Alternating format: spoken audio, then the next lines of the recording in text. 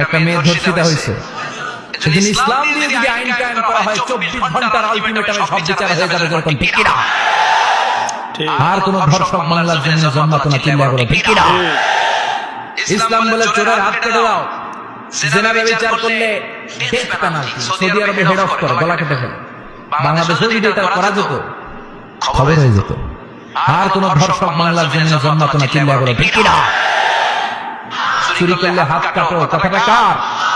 السارق والسارقة فاقطعوا أيديهما جزاء بما كسبا نكالا من الله والله عزيز حكيم.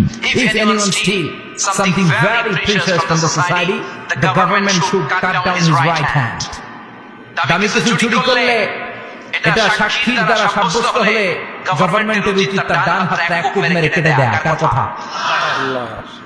বনু মাখজুমিয়া গোত্রের এক মেয়ে মদিনাতে চুরিতে ধরা পড়ল। অনেক বড় ফ্যামিলি, ডিগনিফাইড শিল্পপতির মেয়ে। সাহাবারা বলল, এই মেয়ের হাত যদি বিশ্বনবী মদিনায় কেটে দেয়, মদিনা তো মারামারি লেগে যাবে। কে বলবে বিশ্বনবীর কাছে যে সুপারিশ করার ক্ষমতা কারো নাই?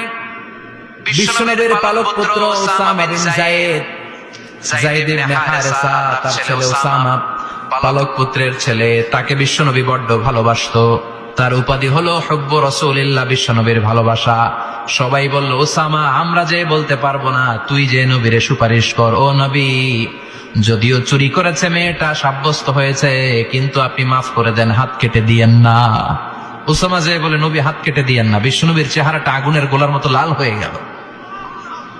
বিশ্বনবী বললেন, ওসামা এটা আল্লাহর আইন, সুপারিশ করার সাহস তোর বুকের ভিতরে দিল কে? কে দিয়েছে স্পর্ধা? লাউ আন্না ফাতিমাতা বিনতে মুহাম্মদ সারাকাত লাকাতা মুহাম্মাদুন ইয়াদাহা। এই মেয়ে তো দূরের কথা, আমার কলিজার টুকরা, নয়নের পুটুলি, জান্নাতি নারীদের সর্দারিনী আমার মেয়ে ফাতেমাও যদি চুরিতে ধরা পড়ে, আমি তলোয়ারটা বের করে ফাতেমার হাত কেটে দিতে 1 সেকেন্ডও দেরি করব না। কারণ আইনটা কার? চিল্লায় বলেন কার? এজন্য বাংলাদেশে চুরি চামারি আছে না নাই? হাজার হাজার কোটি টাকা উধাও হয়ে যায়, ঠিক আছে না নাই? যারা এই চুরি করবে হাত কেটে দেয়া হবে।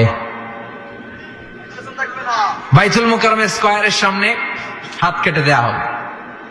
আর প্রতিটা চ্যানেল লাইভ ব্রডকাস্ট করবে, এটা সরাসরি সম্প্রচার। আমরা সবাই দেখবো কেমনে চোরদের হাত কাটে। এই নিয়ম যদি করে দেয়, দেশে আর চোর খুঁজে পাওয়া যাবে?